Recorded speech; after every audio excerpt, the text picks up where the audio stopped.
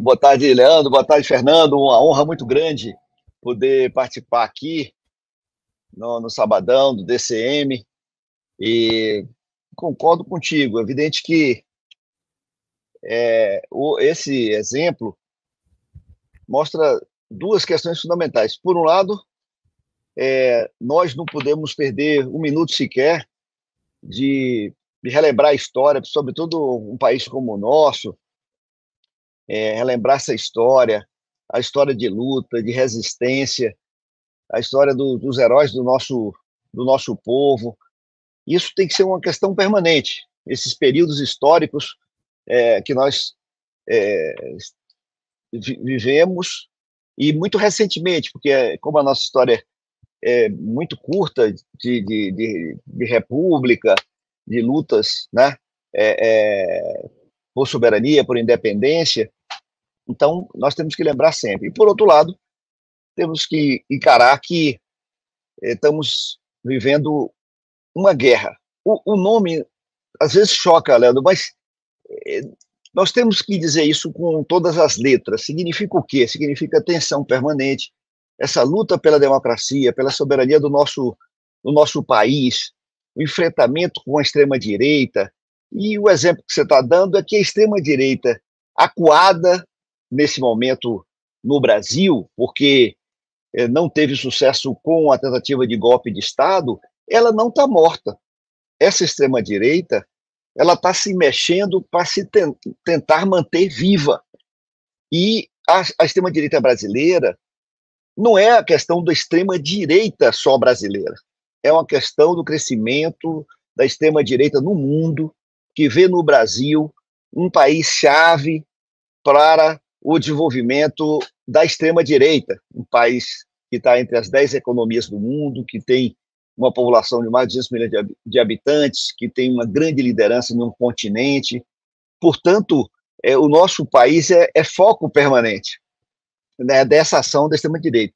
Isso significa que essas manifestações, como essa que eles estão fazendo amanhã, ela é muito irrigada de grana daqui, da direita brasileira, e da extrema-direita no mundo, que está se organizando, inclusive fazendo uma internacional de extrema-direita no mundo. Então, nós não estamos, então não dá para brincar, não é brincadeira. Esse episódio desse milionário fascista, esse Elon Musk, é parte disso. Esse cara é uma das lideranças dessa extrema-direita no mundo, tem um instrumento poderoso de poder influenciar, inclusive sabotar democracias, que é a prática deles, fez isso na Bolívia, agora no Brasil, tentando violar a soberania do nosso país, e apoiado pela extrema-direita, que ela é antinacional, ela é invertebrada, são verdadeiros vermes rastejantes e humilhantes, com os episódios da extrema-direita de apoio a um cara que ataca a soberania do nosso país, ataca o nosso direito de comandar o nosso destino. E você vê uma coisa humilhante, como foi o discurso de um senador esses dias no Senado, fazendo um discurso em inglês, uma coisa tosca, uma coisa Ridícula, né? Patética. ridícula, uma patética, uma coisa humilhante. Você ali é um adversário nosso, mas você vendo um senador da nossa república fazer aquilo, você sente vergonha. Você sente vergonha, você não tem onde botar. Assim, você olha um pouco para fora do país, olhando um negócio desse, fala, esse país não merece, porque você tem gente dessa ordem aí, eles podem simplesmente financiar aqui, né? E isso faz isso com um apoio muito forte da mídia corporativa no Brasil, Leandro, que isso é muito grave, sabe?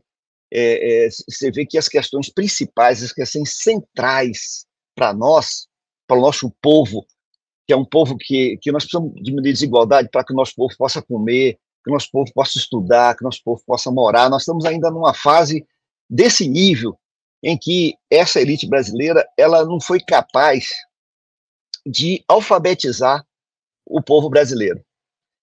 coisa que qualquer outra elite que desenvolveu o projeto nacional fez no mundo.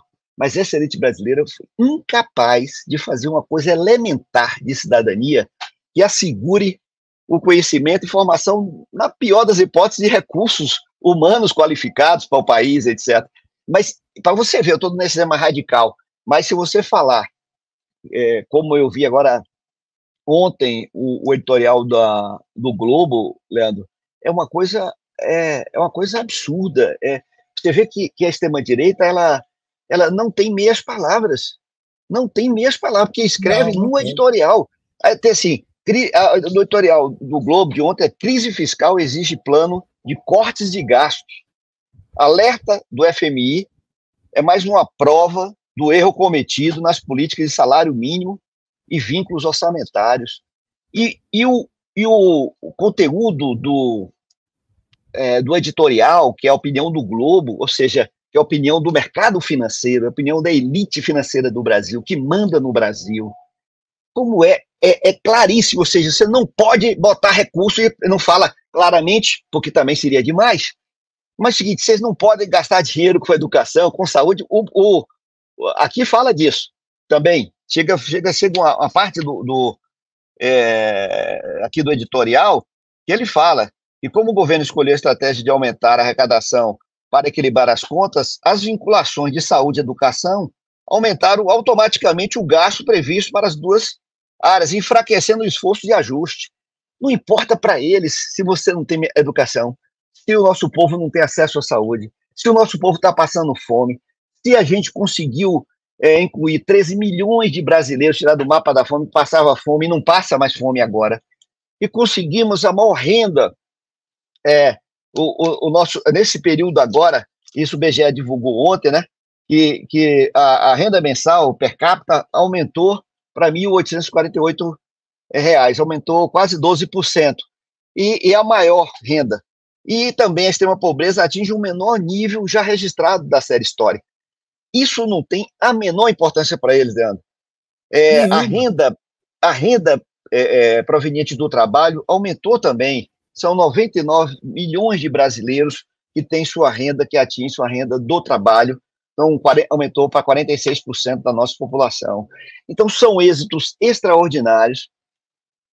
Por isso, Fernando, nós não podemos examinar de jeito nenhum. Nós temos que compreender essa quadra histórica que nós estamos vivendo, que é uma guerra contra a direita no mundo, não é um problema só do Brasil. A extrema-direita vê espaço muito grande no Brasil porque tem uma elite sequer que tem uma característica nacional. É uma elite antinacional, entreguista, e dentro dessa elite tem um setor de extrema-direita ávido para entregar o país, vender as riquezas, ser governado pelo interesse de fora do império. Nós temos ávidos. Esse episódio desse Elon Musk é o maior exemplo disso, porque às vezes certos episódios a gente fica debatendo teoricamente, mas certos episódios eles educam, porque a experiência é a melhor forma de educar, a experiência, mesmo que ela seja dura. Mas uma coisa claríssimo nesse caso aí. Portanto, eu quero concordar contigo que a movimentação deles tem esse objetivo de tentar dificultar a prisão do Bolsonaro e também mostrar apoio popular. Então, é evidente que, da nossa parte, nós tínhamos que também atuar nesse sentido. Esses ataques às instituições, dessa vez, diferente de outros períodos da história do Brasil, estão atingindo também o Supremo Tribunal Federal, especialmente o Alexandre de Moraes, e ele deu uma declaração ontem, eu até fiz um Twitter de manhã, porque realmente achei que merecia. Ele colocou claramente que esses mercantilistas estrangeiros não vão mandar no Brasil, mercantilistas estrangeiros associados à extrema-direita brasileira que não defende a democracia. E que se auto-intitula patriota, né? E que se auto-intitula patriota. Mas é isso, a direita e a extrema-direita ela é canalha, ela é falsa, ela é mentirosa, ela é enganosa. É por isso que tem que ter essa estrutura de mídia social com os fake news, a todo vapor, como eles estão fazendo, que é um negócio escandaloso, absolutamente escandaloso, porque precisa passar uma narrativa. E o grande objetivo é esse: eu passo uma narrativa primeiro e passo uma narrativa mais poderosa, porque eu tenho uma estrutura mais capilarizada, e o que prevalece é essa narrativa, mesmo que ela seja mentira. Então, isso nós estamos vivendo, Leandro. Por isso, eu concordo com a sua opinião, que tinha que ter uma ação mais enérgica, porque não é brincadeira. A gente compreende que o Supremo está conduzindo isso com muito cuidado para não deixar brecha, está juntando a quantidade de crimes, que é um negócio absurdo desse cidadão cometeu contra o Estado brasileiro, contra a democracia brasileira, contra o patrimônio brasileiro, contra o povo brasileiro, que nós perdemos 700 mil pessoas por conta desse negacionista irresponsável. Então, é muito crime. E isso vai ficando maduro de tal maneira que é preciso ter agilidade, porque esses espaços estão sendo dados para tentativas aventureiras desses fascistas no Brasil. Ou seja, não é brincadeira, é guerra. Então, como é que eu posso, com um editorial desse, eu posso financiar, eu posso botar dinheiro numa emissora dessa? É o seguinte, nós ganhamos a eleição, a maioria do povo brasileiro optou pelo programa do presidente Lula, claríssimo, que nunca tergiversou, o programa de diminuir desigualdade, atender o nosso povo que mais precisa, nas suas necessidades mais elementares, né? E também ter soberania nacional, nunca abriu mão disso, e mesmo assim eles botam o governo no canto da parede, está dizendo o seguinte, que o governo, eu vou ler só, é importante que os nossos ouvintes escutem isso, que ele diz o seguinte, o Leandro, ele fala o seguinte, porque o governo brasileiro, ele afrouxou as metas, né, para os próximos anos, ele está dizendo o seguinte, a impressão é que abandonou qualquer plano de ajuste fiscal. Olha só, o governo brasileiro passou de superávit para o próximo ano para 0,5%, e 25 de 1 para 0,25 de superávit, que são metas absolutamente absurdas, que não devia ter de jeito nenhum. Não devia ter de jeito nenhum, que a soberania nacional, o interesse do nosso povo é que tinha que prevalecer. Mesmo assim, para atender mercado, para conciliar, para fazer uma política que se relaciona com esse setor, etc., eles não são insaciáveis. Por que vai ter um déficit de 0,5 no PIB para o povo comer, para o povo estudar, para poder ter salário para os professores, para poder ter salário mínimo, que ele condena veementemente aqui, explicitamente, inclusive condena, Leandro, diz que o Executivo Legislativo não nega a disposição de gastar 7,1 bilhões por ano para o programa Pé de Meia. O programa Pé de Meia para manter essa juventude e, sobretudo, os nossos adolescentes nas escolas, não sair da escola, receber R$200, ajudar ali a família, distribuir essa renda, manter na escola para poder, no final do ano, se passar, ter a poupança. Como é que você condena um negócio desse? 7,1 bi por ano. Leandro, sabe quanto é a desoneração da Folha para os 17 setores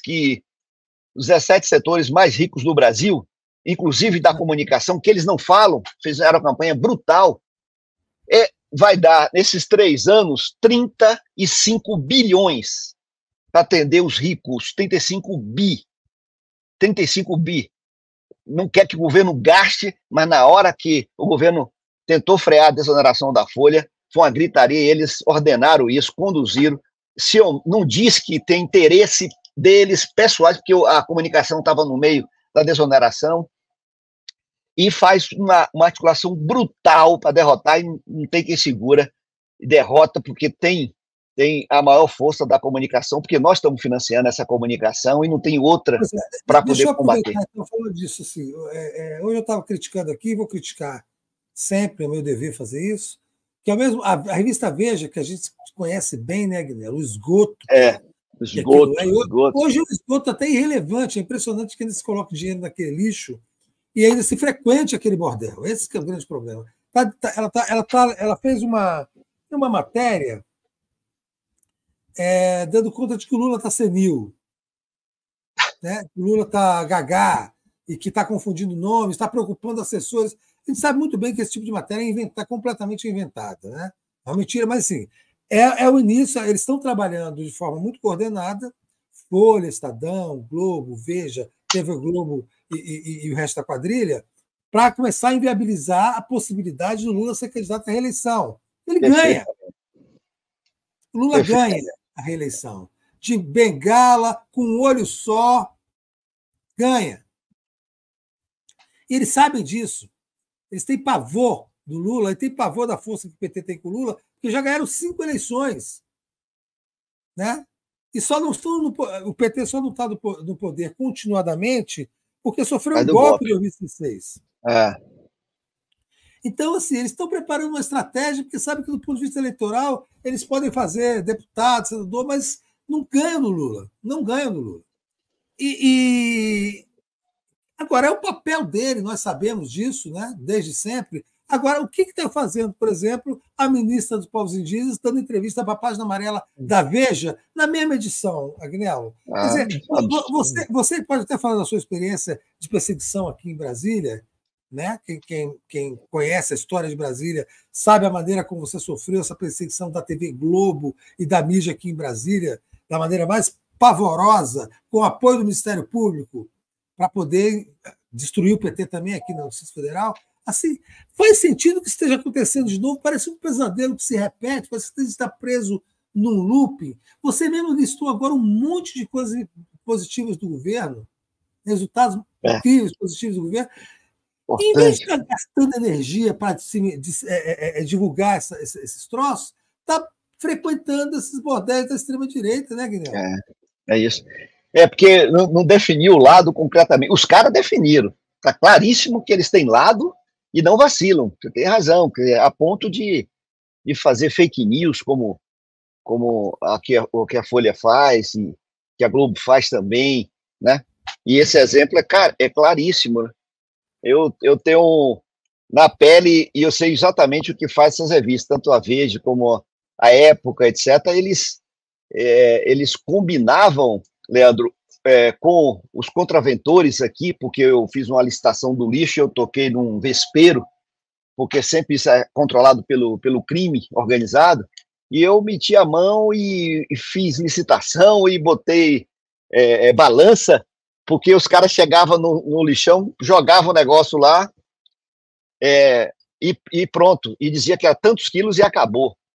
E aí eu botei balança, e na hora que eu botei a balança, caiu para 20% do valor do pagamento. Eles varriam a rua e contabilizava 2. Então, era um assalto, e eu meti a mão nisso. Resultado é que a contravenção de Goiás veio para cima para me destruir.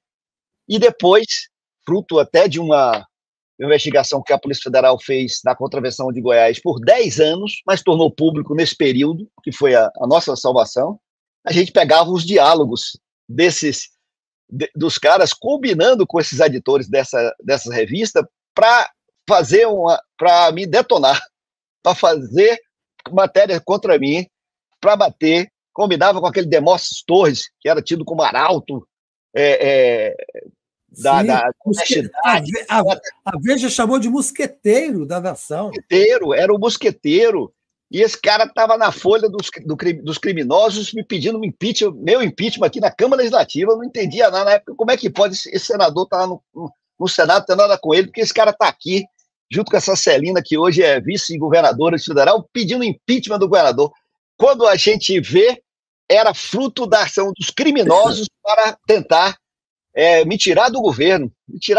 Eles citaram, eu cheguei aí na CPI lá do Carlos Cadeira, agora você imagine a que nível essas revistas chegaram. Combinava com o editor deles, eles combinaram com os criminosos para botar uma pessoa dentro do hotel que o Zé Disseu estava para poder dizer com quem Zé estava recebendo, etc., está no quarto do Zé Disseu. Essas revistas fizeram isso.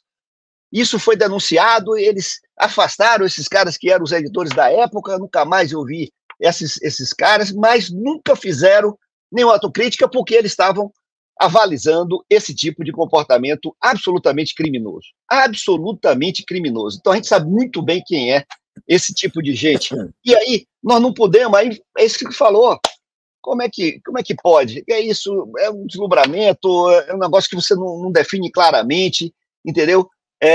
Nós continuamos, você imagina, na revista que tenta construir uma narrativa para desconstruir o Lula, para inviabilizar uma candidatura futura, aproveitando uma relação com a candidatura do Biden, que lá está sendo criticado justamente pela idade e alguns lapsos, etc. Mas querer fazer isso com o Lula está com plena saúde, Lula, é só ver o que ele fala, o tesão que ele tem de governar, entendeu? E em pleno vigor, o cerco é violento contra ele dá sinais de que a sociedade a gente tinha que ajudar mais por fora, o partido tem que ajudar mais por fora, os movimentos sociais também precisam ajudar mais para levar e empurrar o governo mais para a esquerda, porque o que a gente vê é uma artilharia pesadíssima através do porta-voz do sistema financeiro contra um projeto de desenvolvimento nacional para o Brasil. Quer dizer, com todas as limitações, se você analisar em um período de um ano que pegamos essa terra arrasada, esse artigo esse editorial, não é artigo, esse editorial é opinião do Globo, opinião dos patrões, chega a dizer que a falta de compromisso com o equilíbrio fiscal começou antes da posse, com a PEC da transição. Está escrito, Leandro, isso está escrito. Ou seja, a gente ganhou um governo, tinha que fechar as contas do outro irresponsável, que não tinha nem condição de fechar as contas, a gente não olhou para trás para ficar perseguindo, ter mínimo de recurso para botar o recurso para as pessoas comerem, que estavam passando fome, que foi justamente o Bolsa Família, o principal, digamos assim, a principal iniciativa para iniciar imediatamente para o nosso povo comer. Isso é criticado por esses caras. Eles não têm compromisso nenhum com o nosso povo, que tenha 1 milhão passando fome, 5 milhões, 10 milhões, 100 milhões, não importa. O que importa é o dinheiro, viver bem, ter controle e massacrar o nosso povo e transformar um povo muito empobrecido em escravos, que é a herança ideológica desse povo, que o nosso povo trabalhador, o povo brasileiro e o povo pobre, para eles tem que ser escravo. E na hora que esse povo começa a ter uma renda, começa a estudar, os filhos começam a ir para a universidade, né? Começa a gerar emprego, renda, aí a artilharia pesada come em cima do presidente. E a contradição é muito grande, porque ao mesmo tempo que estremece um pouquinho a economia por conta da situação dos Estados Unidos em manter juros altos, eles aproveitam o episódio para encurralar o governo, para tentar manter esses juros altos, para ganhar mais dinheiro e transferir mais dinheiro do Tesouro Brasileiro para os ricos, que é a forma mais estrondosa e descarada e absurda de transferência de dinheiro do nosso povo para uma minoria de rentistas. Né? 700 bilhões para eles é uma coisa absurda.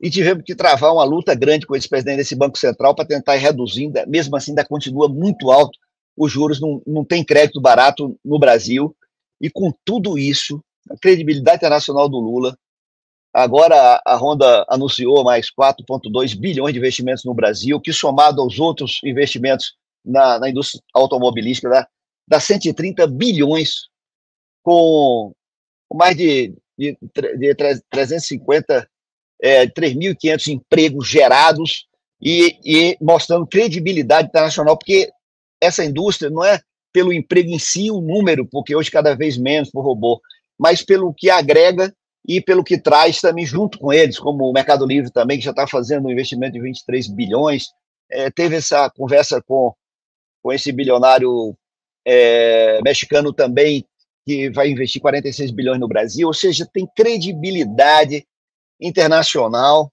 estabilidade econômica, diminuição da desigualdade de forma gritante num período curto, mas um cacete.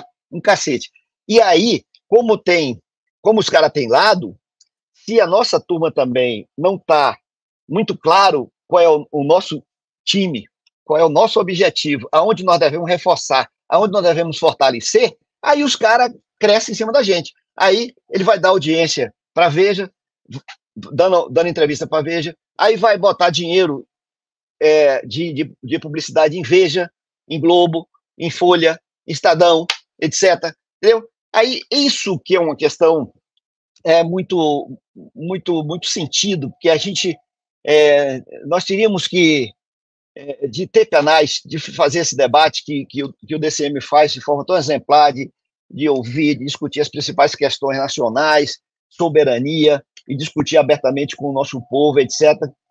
Então, isso é que tinha que ser fortalecido, isso não está claro, porque não está claro que é guerra, que essa extrema-direita está aí justamente pelas virtudes do governo Lula, que ele precisa não continuar, se possível, derrubá-lo.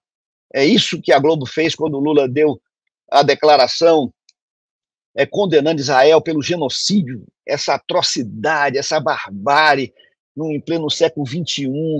Hoje está vendo uma foto de uma mãe com uma criança destroçada pelos bombardeios. É uma barbaridade, é uma coisa que choca, que parte o coração da gente. E aí um líder mundial como Lula bota o dedo na ferida para condenar esses genocidas fascistas de extrema-direita, que são esses sionistas desse Estado colonial. Aí, porra, o que o Lula apanhou naquele período da Globo, rapaz, foi uma coisa mais bárbara, que mostra o conteúdo e o interesse sionista dessa empresa. Então é isso, eu acho que é isso que nós temos que avançar. Agora, eu acho, aí eu falo até, viu o Leandro Condrumont, e teve também uma das nossas aqui ouvintes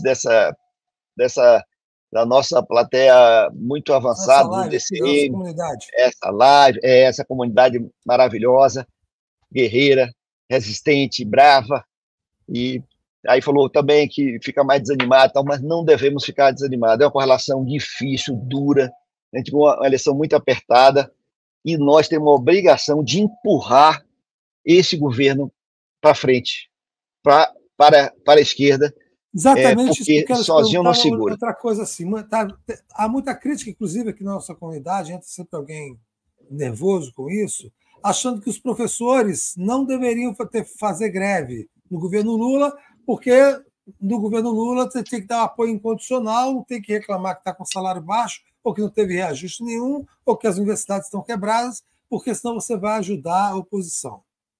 Eu queria saber se você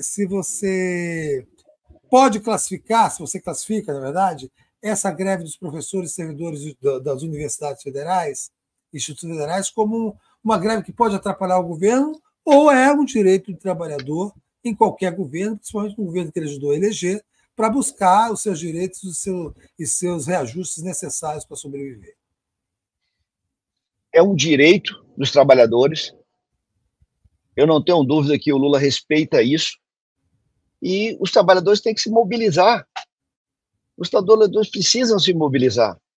E precisam também forçar a barra para mostrar, discutir com a comunidade, com os estudantes, com os pais, fazer esse debate, politizar essa luta, não é apenas por ter um aumento em si, que às vezes, infelizmente, a nossa luta corporativa vai para esse lado.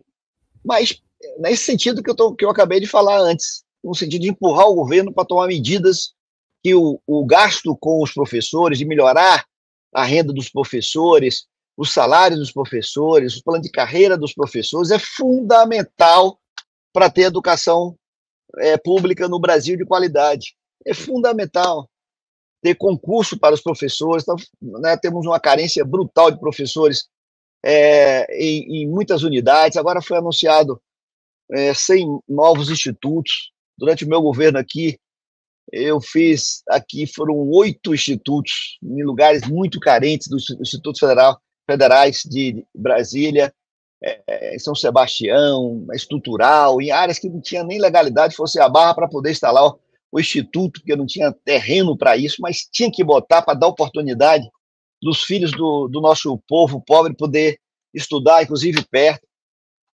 Então, eu não tenho dúvida com relação a isso, Leandro. Eu acho que os professores têm que ir à luta. Olha o que acontece, eu acabei de dar um exemplo aqui, olha o que acontece se ameaça diminuir os recursos para um setor poderoso da economia brasileira. Eles vão para cima para arrebentar, eles vão para cima.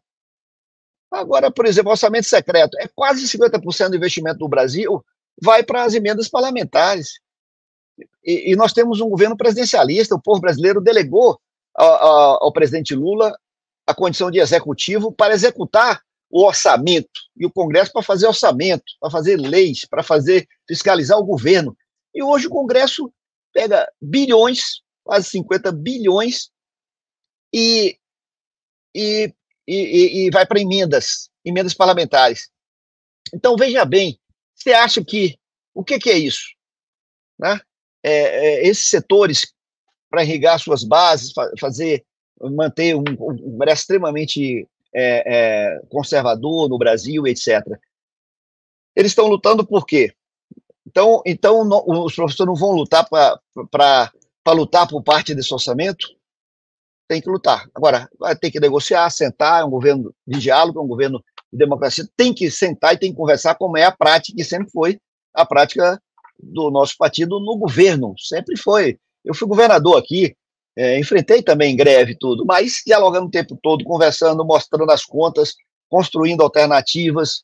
Não dava, porque quando eu recebi o governo, em 2011, era uma crise muito grande, eu abri para eles e tudo, porque foram 4 governos em 2010, foi uma tragédia humana, e já botei a casa em dia em 2012, e aí pude fazer o plano de carreira para os servidores e conseguir fazer plano de carreira, contratar servidores para recompor o Estado e dar aumento salarial. Tanto é que eu dei parcelado, às vezes não dá para você fazer isso de vez, o governo federal tem que conversar e parcela. E os servidores vão compreender isso. Dividi, foi 3 vezes, paguei uma parcela em 2013, 2014 a segunda, a terceira era 2015, aí o outro governo canalha, um governo que sabota o serviço público, destruiu o serviço público federal e os servidores também, ele então não pagou. Os servidores estão recebendo agora na justiça essa terceira parcela. Eles receberam essa terceira 7 anos depois do período que devia receber, que era 2015, e eles estão batalhando agora para receber o retroativo, fazer jus do seu direito. Então, e estão ganhando e vão ganhar, porque o reajuste que eu dei foi legal, com lei aprovada na Câmara Legislativa, né, com base, com sustentação legal para dar o aumento. Então, isso eu estou dando um exemplo prático que para dizer que não é tão fácil, mas que o debate, a discussão tem que ser feita, porque a nossa relação com o movimento social tem que ser uma relação diferente. Eu não posso dizer que os professores querem sabotar governo, querem destruir governo, que no momento de dificuldade, etc., não tem cabimento isso, não vai convencer ninguém, porque a nossa origem é essa. Aí não vão falar o quê? Que eles não têm direito de brigar? Olha o que a Globo fez agora para manter a desoneração da Folha. Olha o que eles fizeram. Fizeram uma campanha subliminar, violentíssima, botou os caras do DEM, o relator do DEM parecia de manhã, tarde, de noite na TV, fez uma liderança para segurar o seu direito sem dizer que eles eram beneficiados. E aí você quer que os trabalhadores não se mobilizem para arrancar também na disputa do espaço de orçamento que eles se possam mobilizar, e sobretudo a área de educação. Então, eu acho que é legítimo, tem que fazer, nós temos que empurrar o governo para frente, só não podemos fazer com... Eu sei que dentro desses movimentos também, na área sindical, cresceu, no setor médio também, cresceu direita dentro das estruturas de governo, aproveita para bater, para tentar conflitar. É delicado, mas não é simples. Não é uma luta só de um lado ou de outro. Não é simples. Cabe as lideranças, os sindicalistas desses movimentos, debater isso com a sociedade, abrir, fazer um debate mais aberto e tirar o caráter exclusivamente corporativo. Isso é minha opinião, e que tem que lutar mesmo, porque senão não vai ficar com o naco desse orçamento, que é muito importante que fique para os setores que deram sustentação a esse governo, que foi fundamental, esse setor foi acusado, e ainda é acusado, né, que dentro das escolas os professores todos são comunistas, que os professores são de esquerda, que os professores não ensinam, que os professores são maconheiros, etc. Essa extrema-direita faz isso. Aí, o que nós vamos fazer? Qual é a contrapartida disso? Vamos discutir dentro da realidade, abrindo para eles, etc., e negociando e valorizando esse segmento. Eu não tenho dúvida nenhuma disso, porque dos alvos da extrema-direita é atacar a ciência, é atacar a educação, né? Tá vendo aí em São Paulo agora, daqui a pouco a inteligência artificial vai dar aula aí, o chat GPT, etc., acabar com o livro didático, etc., quando os outros já estão voltando, não deu certo isso nos países desenvolvidos, estão voltando os livros didáticos, etc., eles estão agora indo, porque a elite nossa também é muito atrasada, é muito subserviente, é muito rastejante, não tem nenhuma visão de interesse nacional e patriótico, não tem, nunca teve na história do Brasil. E alguns líderes nossos, quando teve, já viu. Deixa eu lembrar uma coisa aqui para o público, é o seguinte: você é médico, é professor de medicina e certamente tem acompanhado com lupa esse cerco do Centrão ao Ministério da Saúde e as várias tentativas de desqualificar e desestabilizar a ministra Nízia Trindade. Com certeza. Isso é um fato, né? Isso tem acontecido. Agora, é um fato também que a gente vive numa espécie de apagão de comunicação em relação às muitas coisas que o Ministério da Saúde tem feito. E a extrema-direita, que boicotou a vacinação contra a Covid, que é responsável pelas 700 mil mortes aí que o Bolsonaro à frente, agora está acusando o governo de ter sido negligente em relação à dengue, não ter comprado as vacinas. Começaram a se preocupar com vacinas também. Esse não é, talvez, o problema de comunicação mais grave do governo, essa da área da saúde? Gravíssimo, gravíssimo. O Ministério da Saúde trabalha intensamente, a Anísia é muito competente, né? Tem uma equipe que é a equipe direta, né, da Secretaria Executiva, que está o Bege lá, foi meu secretário aqui da Casa Civil, é o secretário executivo, uma pessoa muito dedicada, muito competente, e eles têm feito miséria, pegaram terra arrasada completamente, tem muito bolsonarista ainda dentro do Ministério da Saúde, sabotagem de toda ordem, com tentativa de até desabastecer, e mesmo assim eles têm realizado num período tão curto, tem realizado muito, mas precisa comunicar também, né? E também tem mais ofensividade, porque como a Anísia é uma cientista, eu trabalhei na Fiocruz também, e fui presidido por ela, eu trabalhei na Fiocruz Brasília, e sei da competência, da dedicação dela, muito grande, o compromisso dela com o SUS e com a saúde pública, não tem dúvida. Acontece que você tem que ser mais ofensivo. Por exemplo, esse exemplo que você deu, ele é muito simbólico, que serve para as outras áreas, Leandro, que é essa questão da dengue. A dengue é um problema básico do município e do estado, porque não tem governo federal que vai colocar seus agentes comunitários de saúde, os agentes de combate a endemias, visitando as casas, que tem que fazer. Eu vou dar só exemplo aqui de Brasília, mas aqui tem gente do Brasil inteiro, mas serve para toda a área, para todo mundo. Porque aqui, como é uma cidade-estado, então funciona como um município,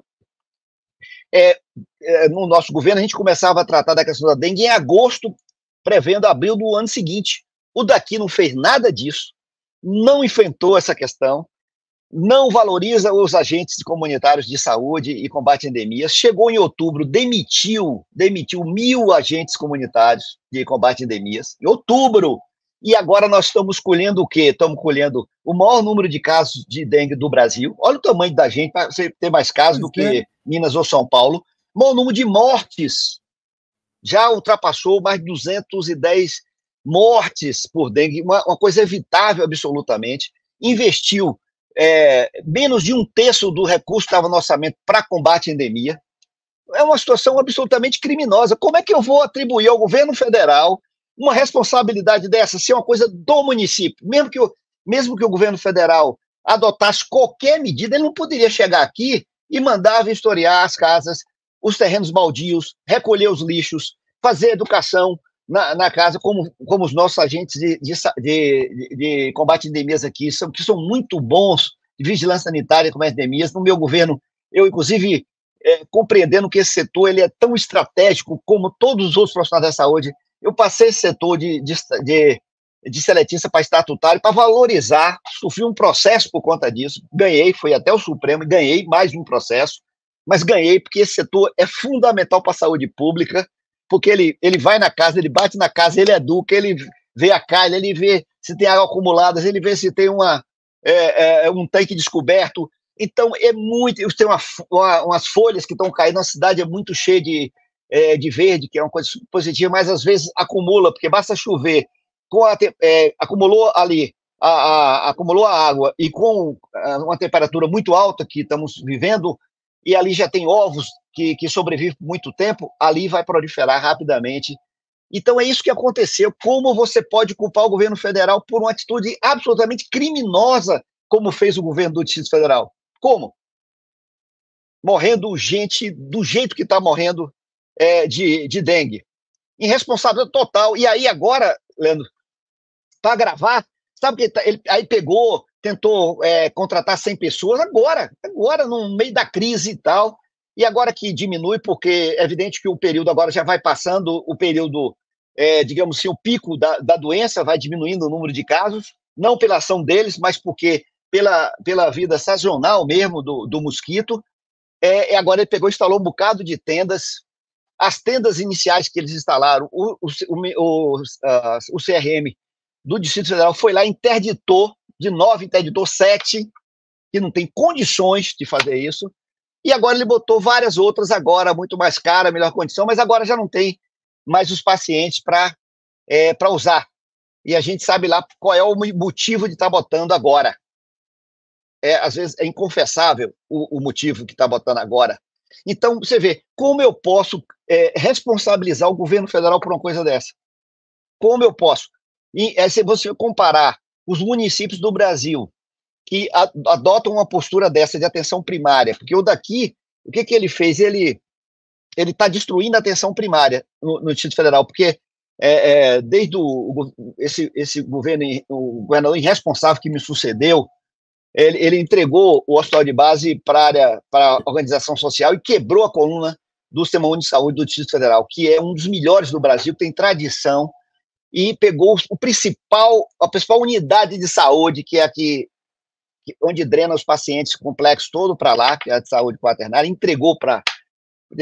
Aí o atual governador ampliou isso para Santa Maria e as UPAs, para um tal de GES. Esse GES não dá conta nem das UPAs e atender as pessoas que procuram no GES. Então, o que acontece? As pessoas estão indo para a emergência e para as unidades básicas de saúde, para as unidades chamado as nossas UBSs, que são unidades básicas de saúde, são os centros de saúde do Distrito Federal, que trata da atenção primária, e que são fundamentais para tratar o paciente com hipertensão, com diabetes, as gestantes, o crescimento e desenvolvimento das crianças, faz atenção primária, fundamental. Não estão fazendo emergência.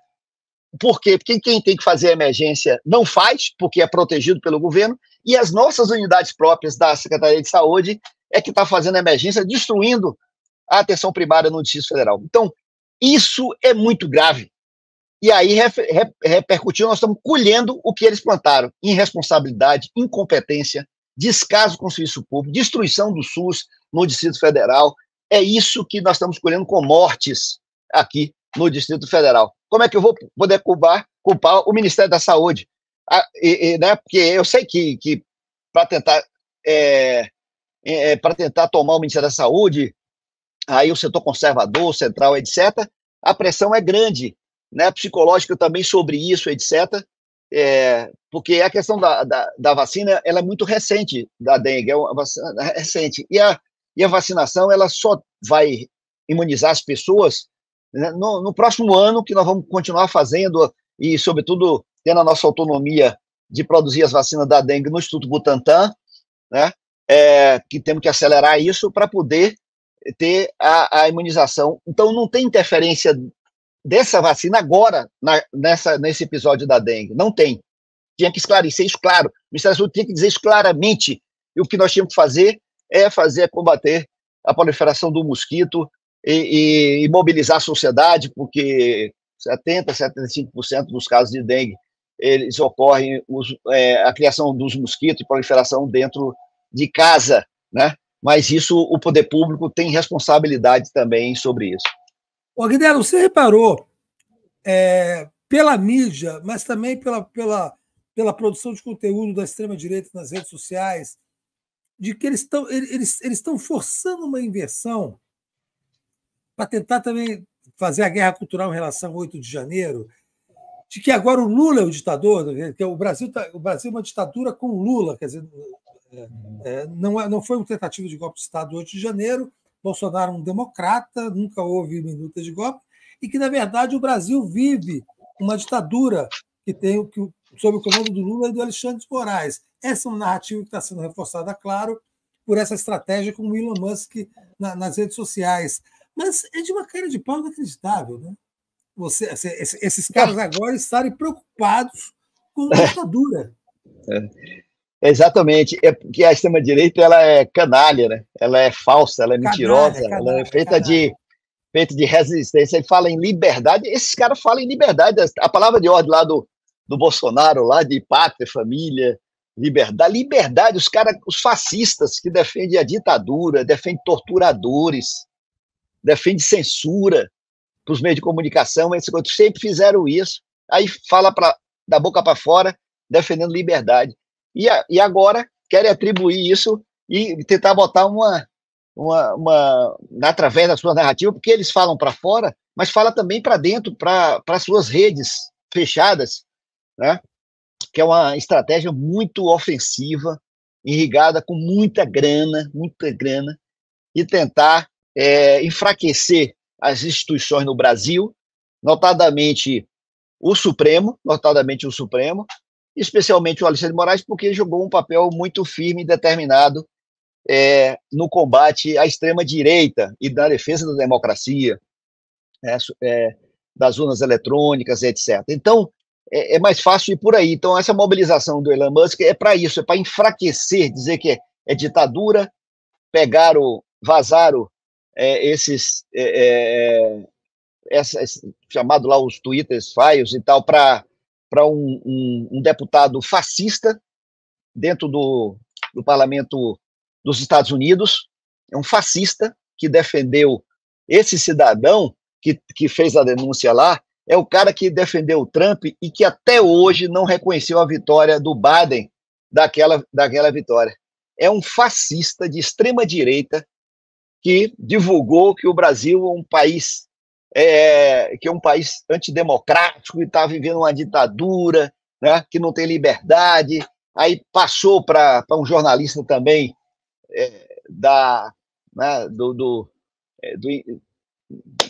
das contas deles, etc., né, da folha de pagamento dele, para poder falar isso. Depois o cara veio e disse que é mentira. Só que, na hora que o cara fala isso, já foi para as nossas redes totalmente. Na hora que a Folha faz uma matéria e diz que o Alexandre de Moraes aqui criou essa parte de combate, né, às fake news, e aí, só 12 horas depois, desmente, aí essa turma da extrema-direita joga isso nas redes, e depois eles vêm com a notinha de rodapé dizendo que não, foi o Fachin que criou, não foi o Alexandre de Moraes. Então, é uma tentativa muito, muito clara de desestabilizar.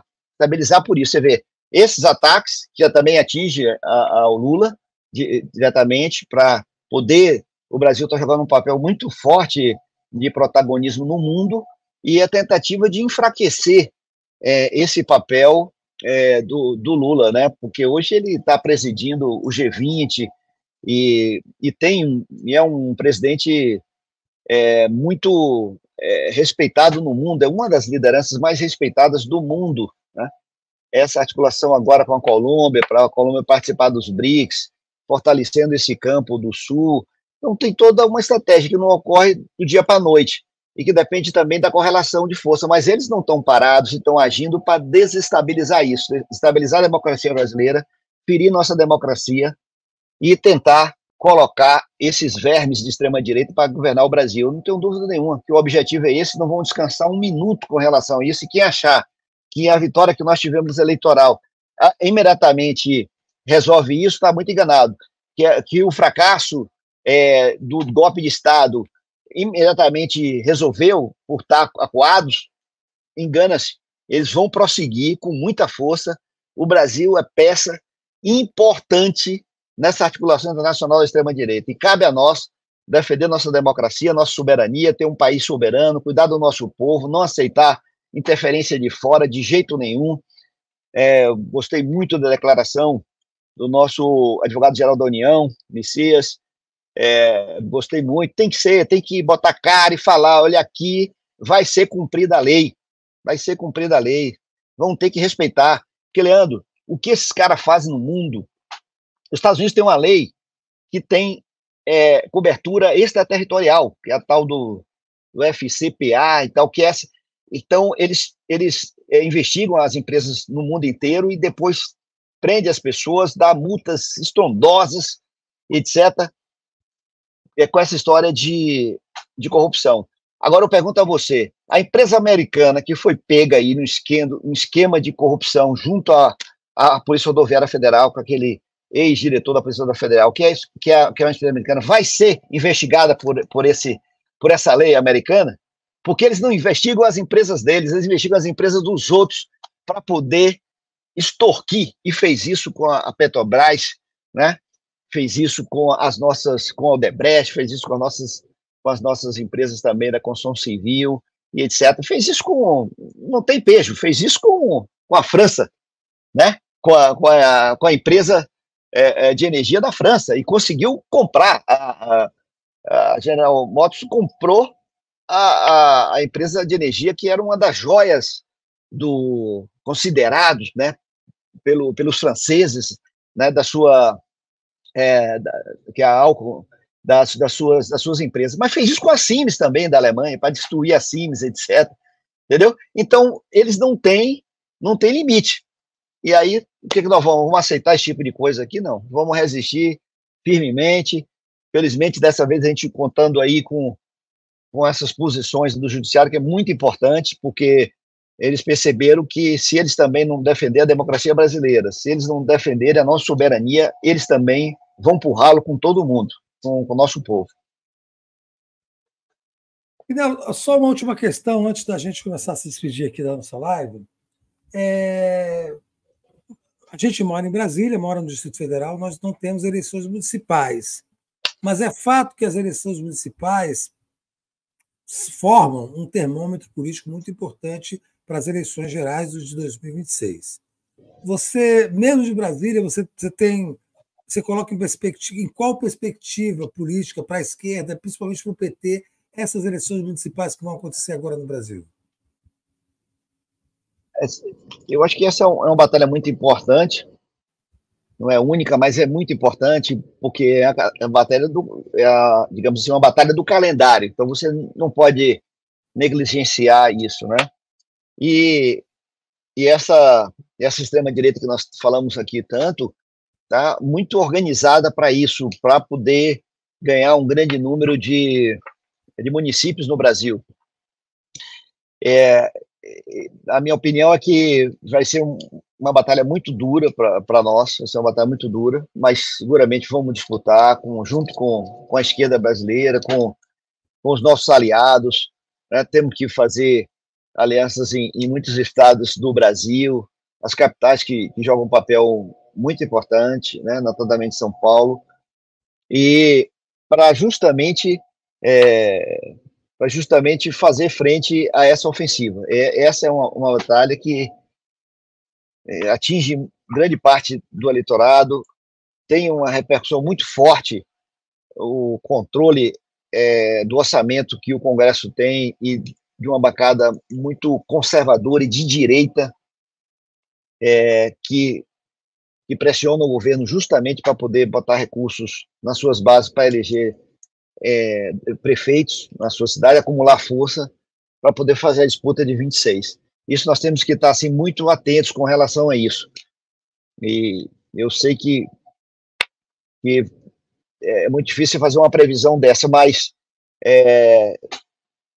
eu acho que eles estão em certa vantagem. Eu acredito que eles estão em certa vantagem. Nós temos que trabalhar muito até a própria eleição, fazer esse nível de debate, de esclarecimento para o nosso povo o que está acontecendo, porque o que eles estão adotando, a tática, é o chamado tática da narrativa, mesmo a narrativa mentirosa, com indicadores extremamente positivos nesse período. Então, a população comendo mais, com a população com menos desigualdade, né, com menos pobreza.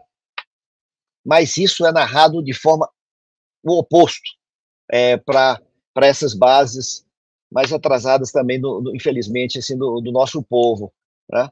Então nós temos que fazer esse debate mesmo político, ideológico, polemizar nas questões centrais também. Não, a gente não pode cuidar apenas essa realização que temos que fazer é nossa honestidade ideológica. Nós nunca vamos deixar de governar para a grande maioria do nosso povo. Isso nós não vamos fazer.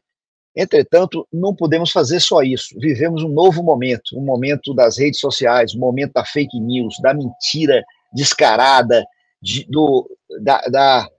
da força do poder econômico brutal através dessas mídias sociais, e não temos a mídia corporativa que tem interesse que o presidente Lula saia enfraquecido dessas eleições municipais para justamente interferir nas eleições de 26, porque o presidente Lula forte significa reeleição, significa continuar um projeto de desenvolvimento nacional para o Brasil e significa também fazer uma bancada maior para a Câmara dos Deputados e não ficar vivendo a realidade como nós estamos vivendo hoje. Isso tem uma relação muito direta aí com as próprias eleições municipais agora. Por isso, o cuidado, a atenção, as alianças, né, em lugar que a gente pode abrir mão de uma candidatura própria para que um aliado possa ter um desempenho maior. Então, a gente tem que pensar agora em um campo, né? Temos que pensar em um campo que eu vou falar que é um campo maior do que um campo só de esquerda, é um campo democrático no Brasil. É um campo democrático, porque tem um setor no Brasil, mas assim, no meio campo, que é mais conservador, por exemplo, mas não é de extrema-direita, e não é antidemocrático. Não é fascista, né? Não é fascista. Nós temos que procurar isolar os fascistas, nós temos que procurar isolar esse setor mais antidemocrático mesmo, que defende a ditadura abertamente, que eles fizeram isso à luz do dia, durante todo esse período até o dia 8 de janeiro, pedindo intervenção militar, pedindo ditadura militar, né, cerceamento à liberdade, enfim. Então, esse setor nós temos que enfrentar no Brasil agora. Então, é muito importante essa compreensão para que a gente tenha mais equilíbrio. Claro que a eleição nacional tem outras características, mas a acumulação de força que passa pela eleição municipal agora terá importância para o pleito de 26. Tá bom, então. Deixa eu chamar aqui o nosso querido Fernando Tucumã para nos falar sobre superchats, elogios, críticas, reflexões, enfim, as mensagens que chegaram enquanto eu estava conversando aqui com o ex-governador Agnello Queiroz. Vamos lá? Olha que legal. Gerson Assis. Quem pingar R$50 pode ficar com o livro. Só Leandrete, número 2. Sou fã desse galo preto. Grande, Gerson. Obrigado, querido. E aí, olha o que aconteceu. A Geni Malaguti pingou, levou o livro, né, o Mao Zedong, para principiante. E aí eu fiz uma conta. Se 90, o Respect perguntou se 50 dava para o livro Comportamento Eleitoral. Eu disse que dava, porque já são 200, 90 com 90, 180, então tá já pago os 2 livros. Obrigado, Respect. Já vi que chegou o e-mail aqui e já foi avisado ao Fernando Miller, que já despachou ontem mesmo a sua camisa. Os livros do professor Legene saem pelo professor Legene, então fica um pouquinho difícil a gente controlar isso, mas ele manda sempre no fim do mês. Então, deve estar viajando nos próximos dias. Cláudio Cavendish, meu pingo suado. Fátima XB, minha irmã de fé, sugerindo aqui que eu pergunte amanhã na Gadolândia se alguém já tentou terapia. A Néia Leal, que eu encontrei, inclusive, numa cobertura. Fernanda, amanhã é um inferno se materializar aqui. Ela é no posto 5, eu moro no 4,5, né? Talvez eu também vá. Geralmente me filtro quando esses infelizes se reúnem em Copa. Quem sabe a gente não se esbarra, companheiro. Quem sabe é mais fácil você falar comigo, porque se você conseguir me reconhecer, né? Clóvis Bogé, salve Leandro e Fernando. Beijo, meu irmão. Respect. Revolução Cultural. Eu vou deixar as perguntas para o fim. Deila Costa, pela festa do Guerreiro São Jorge, que ele nos ajude a não desanimar da nossa luta. Beijo, beijo, minha querida. Estou a caminho quando encerrar a live. Orlando Castelo, Fernando, vai disfarçado de gari amanhã no Rio. Axé, axé, meu nego. Obrigado. Celi Lima, a greve da educação é pedagógica, não é só sobre salário, é sobre teto de gastos e concessões aos rentistas. Rosângela Lozada, disputar o orçamento só na greve, não temos outras armas. O Haddad só atende a Faria Lima. Lembrando que todo mundo que ajudou o DCM a adquirir um livro, mande um e-mail, apesar de eu já ter falado agora, inclusive do Cláudio Cavendish para o Fernando Milha, mas manda um e-mail para deixar registrado para gerente@dcm.com.br. O Luca Franca levou um livro. Grande abraços dos amigos do Cebinho, Galo Preto. Grande Cebinho aqui em Brasília, que eu e a Agnello conhecemos muito bem, inclusive a gente toma lá um café de vez em quando. Maravilhoso, inclusive. Um sebo, né, com muitos livros assim maravilhosos, tem um restaurante com comida de primeira qualidade, tem um café muito bom lá. Então, obrigado aí, viu, Luca? Um abração para ti. Uma pena que ele estragou o superchat do final, né? Meu Flu perdeu para o seu tricolor, mas hoje venceu o Vasquinho. Grande abraço, estamos juntos.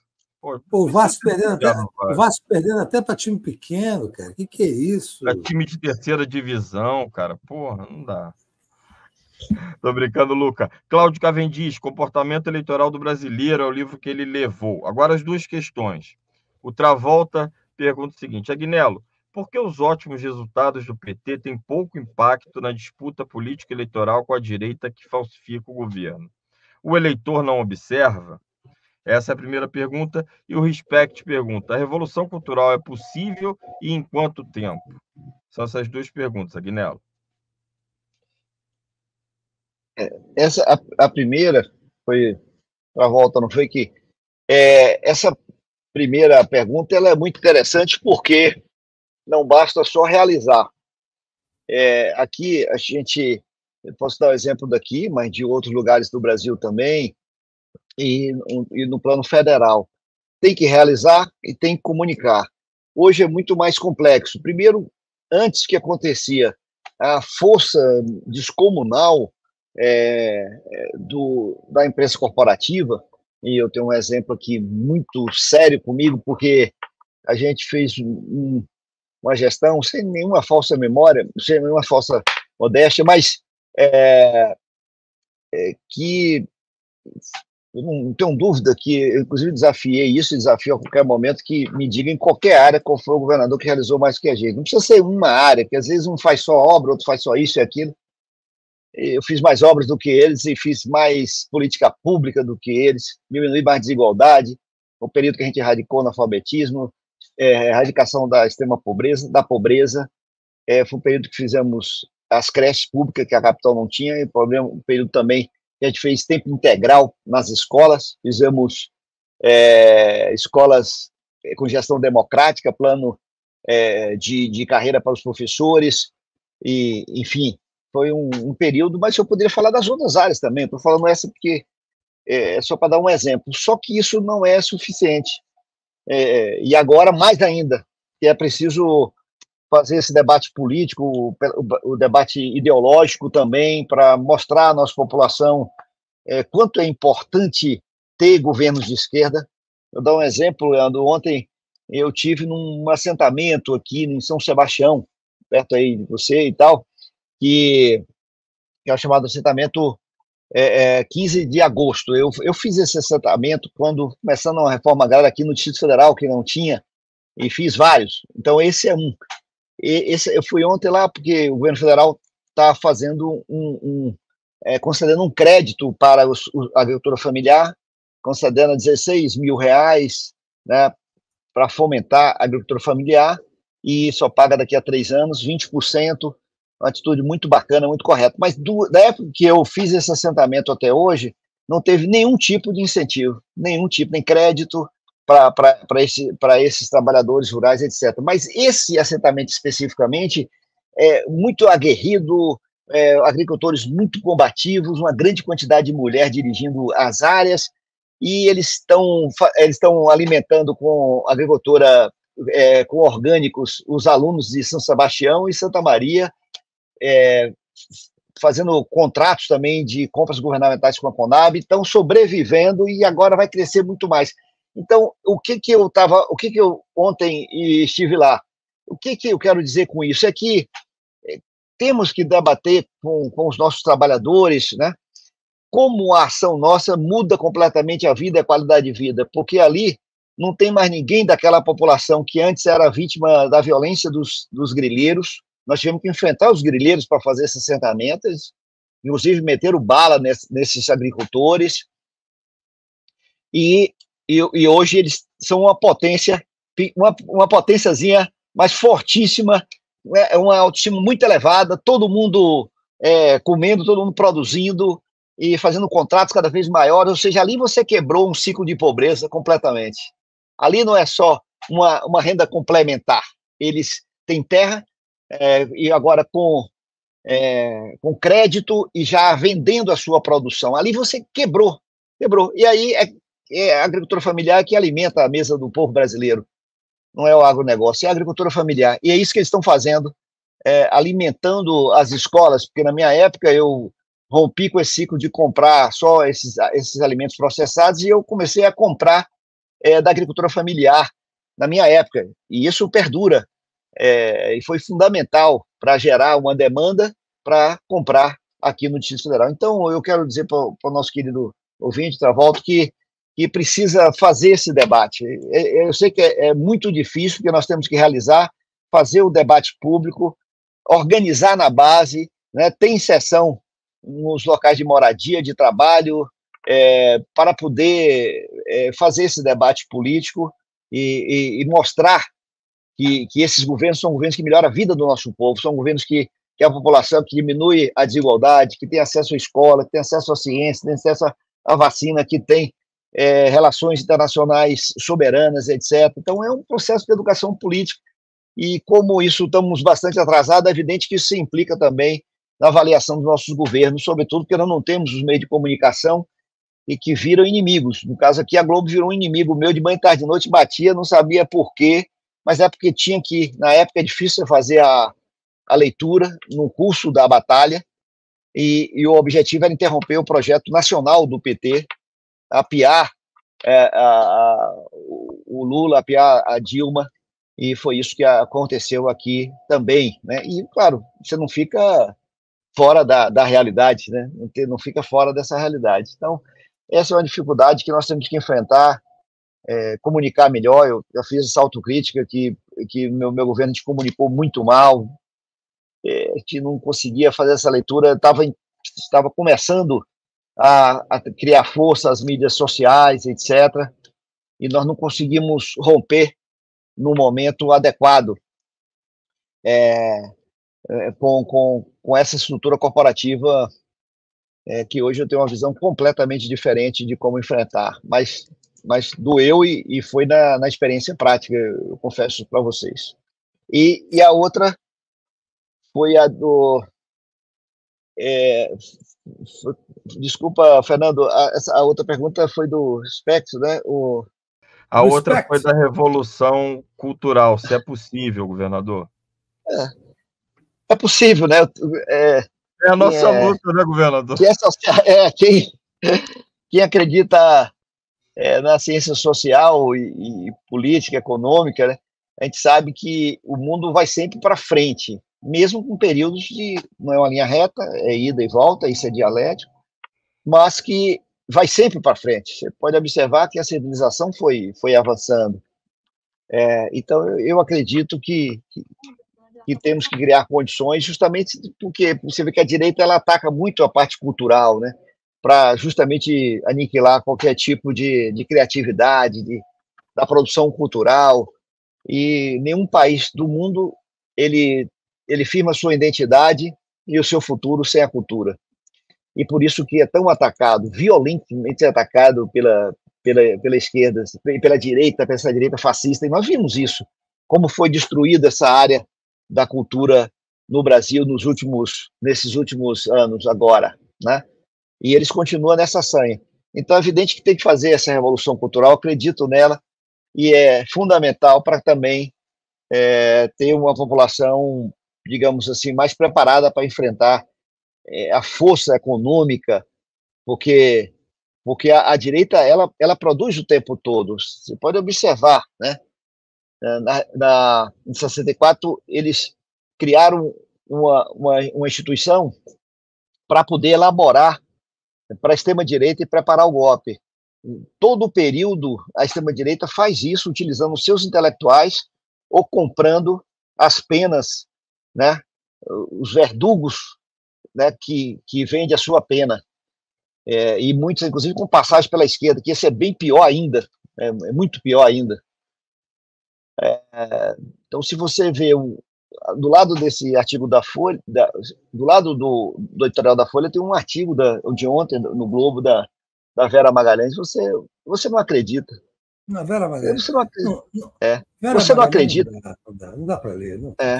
Aí você não acredita, entendeu? Aquele, apelando ali para o Haddad fazer a política neoliberal dele, etc., que o Haddad é atacado pela esquerda, que não sei o quê. Então, bicho, aí você compreende o que é as penas que estão a serviço da classe dominante. Aí você compreende plenamente. E aí é coisa elaborada. Você pega a gente que financia, bota dinheiro aí nas rádios, etc. Aí você vê os quadros da direita, muitos, inclusive alguns com habilidade para ser sutil, para ganhar opinião pública, etc., entendeu? Para isolar a esquerda, para atacar o presidente Lula. Então, isso é guerra ideológica de outro nível, porque antes você tinha aquela luta, antes era contra a ditadura, quem era a favor e contra. Agora não, é uma guerra mais sutil, é a chamada essa guerra híbrida, né? Agora é possível derrotar um governo e uma democracia sem dar um tiro, basta comprar a classe dominante e parte de forças armadas desses países dependentes e que não se respeitam, que não têm soberania, para que eles façam o jogo sujo. Tá?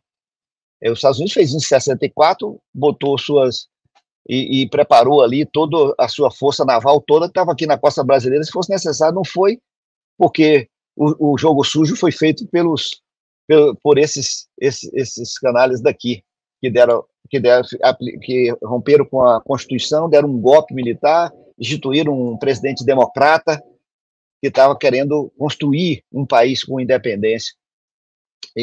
Enfim, estamos até hoje com essa luta. Aí o João Goulart foi que implantou, por exemplo, a Eletrobras, que era uma luta de Getúlio Vargas, que foi um dos motivos, inclusive, um dos itens, além do aumento do salário mínimo naquela época, etc., do Getúlio, mas a criação da Eletrobras. E o Jango implantou a Eletrobras. E os caras entregaram, a elite brasileira, como o Darcy Ribeiro fala, ele sempre entrega o patrimônio do nosso povo para fora, porque ela não se respeita e não tem soberania, não tem patriotismo. Então, e agora o Lula já fez críticas pesadas a essa privatização, e quando toca nisso, aí vem essa mídia corporativa, mas com uma força para cima dele violenta. E até agora ainda não mexeu, mas falou que ainda não mexeu. E nós esperamos que esse patrimônio do povo brasileiro volte para o povo brasileiro. Então, o que é isso, basicamente? É guerra usando cultural, usando os instrumentos da inteligência da classe dominante, né? Os seus verdugos, os seus lacaios, que servem a isso, contra o interesse da grande maioria do nosso povo. Então, é isso que nós temos que preparar o nosso povo para fazer esse enfrentamento também nesse nível. Ok, então. Olha só, temos algum superchat ou podemos nos despedir do Agnello, Fernando Drummond? Podemos nos despedir só dando boas-vindas a Loli Colpa no ar e dizer para ela que ela disse que tem uma denúncia para fazer, que extremistas estão registrando o PV e o PC do B. Manda um e-mail para contato@dcm.com.br, procura o Leandro lá no X, ou me procura no Instagram, né, Drummond_Fernando, que a gente tenta encaminhar isso aí e verificar. É só isso, Viu, Fernando? Né? Você lembrou de uma coisa aqui, Fernando, me desculpe, é que também aproveitar, porque eu sempre esqueço, e a minha filha sempre cobra aqui, mas é que eu quero dizer também que essa comunidade maravilhosa também pode me seguir também. Eu estou sempre abordando também temas desses temas todos aqui que nós tratamos aqui no Instagram, que é @Agnello Queiroz oficial. É Agnello Queiroz oficial, é isso? Queiroz, é. E aí para que vocês possam seguir e contribuir e ajudar também. Eu acho que essa rede é muito importante para a gente fortalecer, assim como também quero encerrar parabenizando o DCM, Leandro, Fernando, que estão numa luta muito renhida e dando uma grande contribuição à democracia brasileira e formando também, porque o DCM, se a gente não forma, né, sem fazer o debate de ideias e tratando as coisas como são tratadas aqui. Então, quero também parabenizar também a comunidade que sustenta essas lives com a sua ajuda, com a sua contribuição individual. Enquanto lutamos também, o governo reconheça mais também. Com certeza. Nosso governo. Obrigado, Agnello. E a Jesuína resume, né, Leandro? Resume, excelente entrevista com a Agnello. Obrigado, Jesuína. Obrigado, Jesuína. Um abração, bom fim de semana, Agnello. Obrigado. Um abraço, obrigado, Leandro. Grande abraço. Tchau.